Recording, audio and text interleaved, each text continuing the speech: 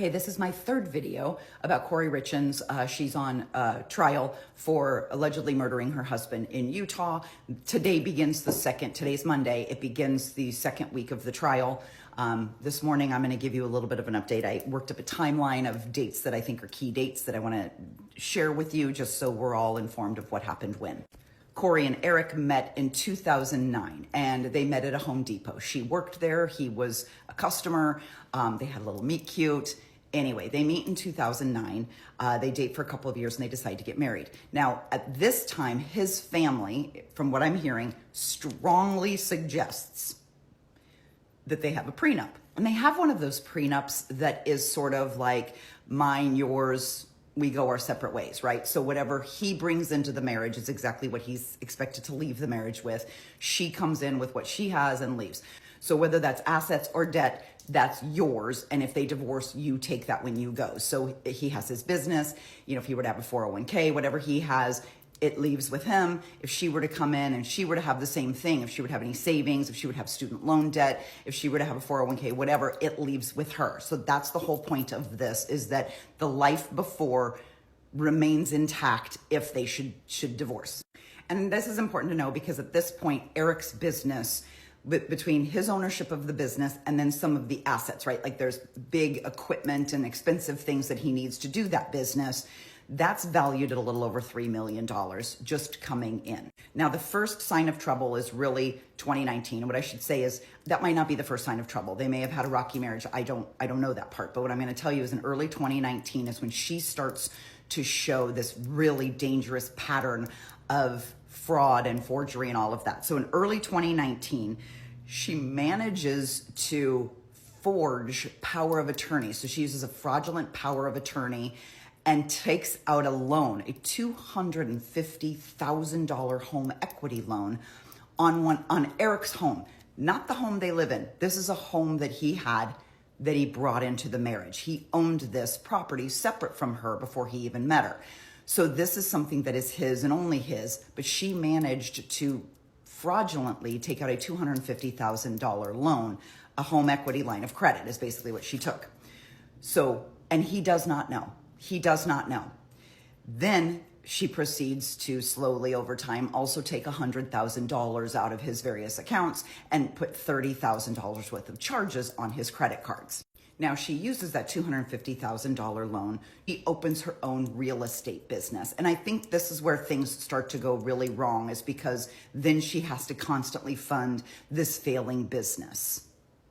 In October of 2020, Eric finds out about that $250,000 home equity line of credit that she took out on his home. She tells him that there's a plan and not to worry. But on October 13th of 2020, he consults an estate planning lawyer and basically says, I need to make some moves. Like, he recognizes that his wife has a problem with money, but also the truth, and seemingly very willing to forge his signatures and do all kinds of things to get her hands on his money. So he does a number of different things. And I'm sorry, I'm reading from a list. So on November 3rd, 2020, Eric activates a number of things to protect himself and his children financially for their future, right? So first, he changes the healthcare directives. And this is important because if you get sick, you're hospitalized, you're in a coma, the person in charge of making your healthcare decisions is very important. And I think Eric's smart enough to realize it shouldn't be Kouri. So he changes all the healthcare directives. He puts in new power of attorney. And this is a durable power of attorney. And for the life of me, I don't know the difference between a durable power of attorney and a power of attorney, but it sounds like durable is a lot stronger. I'm going to Google that and we'll talk about it in a later video. He also changes his will. And then he establishes a living trust. So it's the Eric Richins trust, right? So he has establishes a living trust. Basically what he's done is he's removed Kouri from everything, even the life insurance policies. He's taken her name off of everything. She is not the beneficiary to any of his money. Now, by the way, monkey see, monkey do. She did it all in secret, so he did it all in secret. And she has no idea she's been removed from everything. He appoints his sister as his power of attorney and his sole heir to everything. So if anything happens to him, every single penny goes into a fund, basically a trust for his sister to manage. And again, let's be clear, Kouri doesn't know that. right? That's going to be a big fucking surprise. It's the summer and fall of 2021. So this is basically about 7 months later. She starts this long string of illegal activity. During that summer, there are, stemming from that summer, 5 forgery charges. They are all 3rd-degree felonies. She has 4 charges of bad check writing, which are all 2nd-degree felonies, and then 4 charges of mortgage fraud. And this is including where she scammed $45,000 from a person who was supposed to be her best friend. Essentially, Kouri sold them a home. She was acting as their mortgage broker, which means she's the middleman. So they gave her the down payment. They give her the monthly mortgage payments. She's supposed to turn around and give that money to the bank, and she never did. So wouldn't it figure, if no money is going to the bank comes and forecloses on her house, and Kouri's best friend is kicked out on the street. And guess what? Kouri doesn't care. By November of 2021, she has closed on additional properties, at least 3, and she's borrowing from banks, and then she's defrauding potential buyers. And she's doing these high interest short-term loans from the bank. So essentially, I said this in a previous video, it's like she's taking from here to repay this one, and then she's taking from this one to repay this one. It's like a gigantic Ponzi scheme going on. By December of 2021, she has signed a contract to buy a 20,000 square foot mansion. It's millions of dollars. I've heard it's everything from $2 million to $3.9 million. I don't know. I have to do more research, but it sounds like it's a couple of $1 million at least.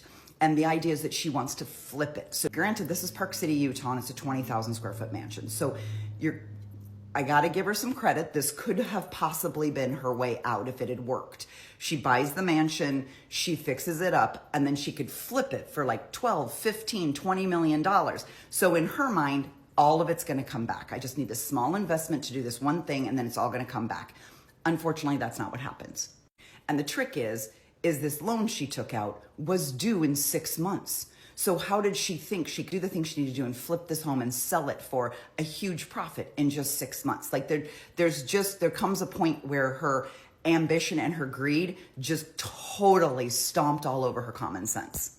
Now, according to Eric's family, he's a little pissed off that she is signing this big contract. He doesn't think they can afford it. He's not sure what she's doing. And based on her past financial problems, he feels that this is frightening. Okay, I'm going to stop here and make another video about the dates and timelines surrounding the actual death of Eric. So please come back for the next one.